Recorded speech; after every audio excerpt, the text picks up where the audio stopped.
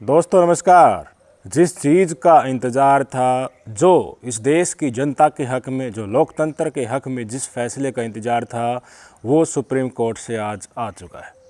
जिस तरह से ईडी के डायरेक्टर संजय कुमार मिश्रा को बार बार एक्सटेंशन दिया जा रहा था, उसके पीछे मौजूदा मोदी सरकार की, मौजूदा केंद्र सरकार की मंशा क्या थी, हम सबको पता है। ये सर्वविदित है। इसके पीछे क्या उनकी मंशा है, किसी को एक्सप्लेन करने की ज़रूरत नहीं है। इस देश में आजकल ईडी और सीबीआई कर क्या रही है और किसके इशारे पर किनको टारगेट कर रही है, ये एक्सप्लेन करने की भी ज़रूरत नहीं है। इस बात का भी आपको बखूबी पता है। आज सुप्रीम कोर्ट ने सीधे तौर पर यह कह दिया कि मोदी सरकार के द्वारा मौजूदा ईडी के डायरेक्टर संजय कुमार मिश्रा को जो तीसरी बार एक्सटेंशन दिया गया था नवंबर 2022 में, वो इनवैलिड है, वो गैर कानूनी है, वो इलीगल है। ये सुप्रीम कोर्ट के जो जस्टिस हैं BR गवई साहब, उन्होंने बाकायदा 2 बजे आज अपना ये जजमेंट प्रोनाउंस कर दिया है। जैसे ही ये जजमेंट आया, पूरी भारतीय जनता पार्टी में एक शोक की लहर दौड़ पड़ी कि देखिए अब क्या होगा। जो हमने जो प्लानिंग, कहीं ना कहीं ऐसा संदेश मिल रहा है कि जो प्लानिंग मौजूदा 2024 इलेक्शंस के लिए जो बना रखी है, उसके ऊपर तो ये कड़ा प्रहार हो गया है। इससे पहले भी सुप्रीम कोर्ट ने, कल मैंने आपको वीडियो बनाकर बताया था कि लगातार कोर्ट की छुट्टियां ख़त्म होने के बाद जैसे ही कार्यभार संभाला है, तो लगातार मोदी सरकार को ज़ोर ज़ोर के चपेटे सुप्रीम कोर्ट मारा है। और आज का सुप्रीम कोर्ट का ये फैसला सदियों तक याद रखा जाएगा कि मोदी सरकार जिस तरह से चुन चुनकर विपक्षी पार्टियों को अपनी पार्टी में शामिल कराने के लिए ईडी सीबीआई का इस्तेमाल करती है, उसके ऊपर सुप्रीम कोर्ट ने एक निर्णायक फैसला दिया है। क्या अपना पॉइंट रखती थी सुप्रीम कोर्ट में, पहले ये कार्रवाई भी चल रही थी। सुप्रीम कोर्ट ने कह भी दिया था कि 3 बार के लिए जो आप कानून लेकर आए हैं वो बाद में लेकर आए हैं, और जो है नवंबर 2022 में जो एक्सटेंशन दिया जाना था वो नहीं दिया चाहिए। उसके बाद भी मोदी सरकार ने संजय कुमार मिश्रा को तीसरी बार एक्सटेंशन दिया, जिसको आज सुप्रीम कोर्ट ने इलीगल करार दे दिया है। क्या ज़रूरी थे संजय कुमार मिश्रा मोदी सरकार के लिए कि उन्हीं को 3 बार के लिए एक्सटेंशन दिया जा रहा था? मोदी सरकार कोर्ट में कह रही थी, और जो भी मौके आ रहे थे उसमें यही बात सामने निकल कर आ रही थी कि कुछ केसेज चल रहे हैं, वो लगातार चलने के कारण अगर ये संजय कुमार मिश्रा साहब चले जाएंगे वहाँ से, तो नए सिरे से उनके ऊपर जाँच होगी, उसमें और समय लगेगा। किसके केसेज चल रहे हैं इस देश में? ईडी ने जिन जिन लोगों पर कार्रवाई की है, उनका कन्विक्शन रेट क्या है? कुछ ही % कन्विक्शन रेट है। और ज़्यादातर जितने भी दोषी पाए जाते हैं, दोषी की छोड़िए, जितने भी ईडी और सीबीआई के द्वारा रेड डाली जाती हैं, ज़्यादातर विपक्षी पार्टियों के नेताओं पर डाली जाती हैं। भारतीय जनता पार्टी में जो है वो साफ तौर पर वॉशिंग मशीन से धुला हुआ है। उनका इस्तेमाल उसी समय ईडी सीबीआई का कर लिया जाता है जब वो विपक्षी पार्टियों से टूटकर भारतीय जनता पार्टी में शामिल होते हैं। और आज लोकतंत्र को जिस तरह से सरकारी संस्थाओं का दुरुपयोग करके मोदी सरकार आगे बढ़ रही है, उसके ऊपर सुप्रीम कोर्ट ने कड़ा प्रहार किया है। और ईडी के जो मौजूदा डायरेक्टर हैं संजय कुमार मिश्रा, उनका तीसरी बार का एक्सटेंशन गैर कानूनी करार दे दिया गया है। हालांकि एक थोड़ी सी रियायत ये दे दी गई है कि 31 जुलाई तक उनका जो मौजूदा टेन्योर है वो उस पर वो ऑफिस में बने रह सकते हैं। 15 दिन का ये समय इसलिए दिया गया है ताकि हैंडिंग ओवर टेकिंग ओवर हो सके, और 15 दिन में मोदी सरकार एक नए डायरेक्टर को इस पद पर लेकर आ सके। जब ये डिबेट चल रही थी, सुप्रीम कोर्ट ने ये फैसला अपना सुनाया, तो सरकारी वकील जो हैं सॉलिसिटर जनरल तुषार मेहता, उन्होंने पूछा कि 31 जुलाई तक आप टेन्योर दे रहे हैं, यानी कि कुर्सी पर बने रहने के लिए संजय कुमार मिश्रा को 31 जुलाई का समय दे रहे हैं, 31 अगस्त तक का दे रहे हैं? तो सुप्रीम कोर्ट ने बाकायदा फिर कहा ये कि देखिए 31 जुलाई तक ही हम उनको कुर्सी पर बने रहने का आदेश दे रहे हैं, पद पर बने रहने का आदेश दे रहे हैं। इसके बाद वो उस पद पर नहीं रहेंगे, क्योंकि 15 दिन का समय बहुत होता है एक नया अध्यक्ष अपॉइंट करने के लिए। और आपको इतने बड़े पद के जो अपॉइंट करना है, अगर आपको निष्पक्ष तरीके से करना है मोदी सरकार को, तो कोई बड़ी बात नहीं है कि जो भी सीनियर मोस्ट होता है उसी को अपॉइंट करना होता है। ये रूल्स एंड रेगुलेशन बिल्कुल स्पष्ट होते हैं। और जिस तरह से संजय कुमार मिश्रा ने कुर्सी पर आने के बाद एक विपक्षी पार्टियों के ऊपर, मैं कहूँगा, शिकंजा जो उस तरह से कसता हुआ दिखा है, वो स्पष्ट तौर पर ये निर्देश देता है, इंडिकेशन देता है कि इस देश की नौकरशाही, और नौकरशाही की वो भी सर्वोच्च पद पर बैठा हुआ कोई आदमी किस तरह से सरकार के आदेश पर धूम हिला सकता है, और इस देश के लोकतंत्र को ख़त्म करने के लिए कितना कारगर सरकार के साथ मिलकर हो सकता है, इसका आज ये जीता जागता उदाहरण है। आज 2 बजे सुप्रीम कोर्ट ने मोदी सरकार को एक जोर का थप्पड़ जड़कर दिखा दिया कि लोकतंत्र के प्रहरी अभी सुप्रीम कोर्ट में बैठे हैं। तुम्हारी तानाशाही जब जब निकल कर सामने आएगी तब तब लोकतंत्र की रक्षा करने के लिए, तुम्हारे दीमक जैसे कदमों को कुचलने के लिए मानवता के साथ और लोकतंत्र के साथ और संविधान के साथ कोई ना कोई सुप्रीम कोर्ट में बैठा रहेगा जो चाबुक चलाकर तुमको लाइन पर लाएगा। आज ये सुप्रीम कोर्ट ने दिखा दिया। कम से कम चंद्रचूड़ साहब जब तक हैं तब तक तो ये निर्देश स्पष्ट तौर पर मिल ही रहा है। और मैंने पहले भी बताया था कि जब तक सर्वोच्च कुर्सी पर जो भी बैठा आदमी है, अगर वो अपने पैरों पर सही होता है तो नीचे वाले ऑटोमेटिक सही हो जाते हैं। तो जब से चंद्रचूड़ साहब ने अपनी कुर्सी संभाली है तब से लेकर नीचे के जितने भी जज हैं वो भी लैंडमार्क जजमेंट देने लगे हैं और बिल्कुल संवैधानिक तरीके से लोकतंत्र के लिए, लोगों की भलाई के लिए फैसले लगातार देते आ रहे हैं, जिसके कारण आज के दिन अगर किसी की भी अपील सुप्रीम कोर्ट में जाती है तो वो दुआ करने लग जाता है कि मेरे केस की सुनवाई जो है CJI चंद्रचूड़ साहब ही कर ले। अगर उन्होंने सुनवाई कर ली तो ये समझ लो मेरा केस जो मेरिट के आधार पर है, जो सही है, अगर जायज़ है तो वो मैं ज़रूर जीत ही जाऊँगा। ऐसे वाक्य भी कई निकल कर सामने आ रहे हैं।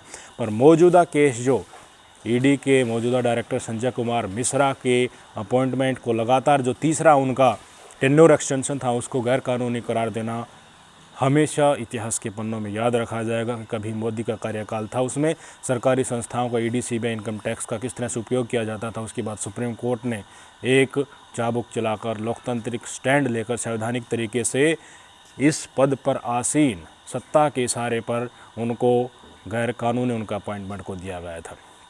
कब कब इनका अपॉइंटमेंट हुआ, ये सारी बातें मैं आपको बताना चाहूँगा कि जो ED के मौजूदा डायरेक्टर हैं संजय कुमार मिश्रा जी, इनका नवंबर 2018 में पहली बार अपॉइंटमेंट हुआ था ED के निदेशक पद के ऊपर। नवंबर 2018 में हुआ तो 2 साल के लिए इनका अपॉइंटमेंट कब होना था, तो 2 साल यानी कि नवंबर 2020 में इनका जो है टेन्योर वो पूरा होना था। पर इससे पहले ही नवंबर 2020 के पूरे होने से पहले ही जुलाई 2020 में 60 साल की उम्र इनकी पूरी होगी। अब मोदी सरकार के लिए तो ये हीरे जैसे थे, तो इनका कहीं ना कहीं किस तरह से इस्तेमाल करना था आपको पता ही है। तो इनको तो किसी न किसी उस पद पर रखना था। तो मोदी सरकार ने क्या किया, वो 2 साल का जो इनका अपॉइंटमेंट था उसको 3 साल के लिए कर दिया। यानी इनको नवंबर 2020 से जब रिटायर हो जाना था तो उनको अब नवंबर 2021 तक अपने ही रूल्स में बदलाव करके उनका अपॉइंटमेंट का टेन्योर ही 3 साल का कर दिया। ठीक है, 3 साल का आपने कर दिया। फिर भी जब नवंबर 2021 का समय आया तो मोदी सरकार को कहीं ना कहीं लगा होगा कि देखिए अभी तो हमें गेम खेलना बाकी है, कई ऑपरेशन लोटस बाकी हैं और कई पार्टियों को तोड़ना बाकी है और कई और रेड करनी बाकी हैं। तो कुछ ना कुछ तो इस संकट का समाधान निकाला जाए। जो ये मिश्रा जी हैं इनको इस पद पर कहीं ना कहीं एक्सटेंशन दिया जाए। तो भाई साहब ये क्या करते हैं, ये एक रेगुलेशन लेकर आते हैं। उस रेगुलेशन में दिल्ली पुलिस के अंडर ही ये सारी चीज़ आती हैं। तो CVC एक्ट और दिल्ली पुलिस अमेंडमेंट एक्ट ये लेकर आए और उन्होंने कानून बना दिया और बाद में संसद में भी पारित करवा लिया कि CBI और ED के डायरेक्टर को एक साल करके 3 बार तक एक्सटेंशन दिया जा सकता है। इसी बीच इसको चैलेंज भी कर दिया था संजय कुमार मिश्रा के अपॉइंटमेंट को सुप्रीम कोर्ट में। काफ़ी ज़्यादा प्ली भी आ गई थी, याचिका भी आ गई थी, उनकी भी सुनवाई साथ साथ हो रही थी। तो आज जो डिसीजन आया है उसी का परिणाम है कि जो तीसरी बार एक्सटेंशन दिया गया नवंबर 2022 में, 2021 में दे दिया वो तो ठीक है, नवंबर 2020 में जो 2 साल का 3 साल कर दिया वो तो ठीक है, तीसरी बार फिर से नवंबर 2022 में एक्सटेंशन इन्हीं भाई साहब को दे दिया कि आप ही तीसरी बार इस पद पर बने रहेंगे। इससे क्या संदेश मिलता है समाज को? क्या ED जो डिपार्टमेंट है उसमें कोई भी योग्य अफसर नहीं है जिनको इस पद पर नियुक्त किया जा सके?